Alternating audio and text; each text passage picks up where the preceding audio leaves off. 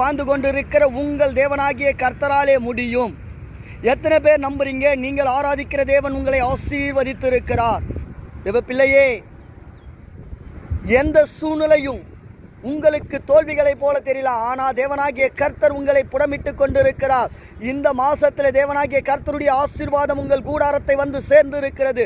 அவர் உங்களுடைய வாழ்க்கையை பார்த்து நீங்கள் விசுவாசத்தோடு கூட வாழ்ந்த அந்த விசுவாசத்தை கண்டு இன்றைக்கு உங்களுக்கு வாக்கு கொடுக்கிறார். நான் உன்னை ஆசீர்வதிக்க போகிறேன். தேவ பிள்ளைகளே, கர்த்தருடைய ஆசீர்வாதத்திற்கு சொந்தமான தேவ சந்ததியே, தேவனாகிய கர்த்தர் அல்லவா உங்களுக்கு வாக்கு கொடுக்கிறார். நான் உன்னை ஆசீர்வதிப்பேன். உங்களை அவர் சாட்சியா வாழ வைக்க போறாரு. நம்புங்க, கர்த்தரை நம்புங்க, அப்பாவை நம்புங்க. எந்த மனுஷனை நம்புவதை பார்க்கிலும் கர்த்தர் பேரில் பற்றுதலாய் இருப்பதே நலம் என்று வேதம் சொல்லுகிறது அல்லவா?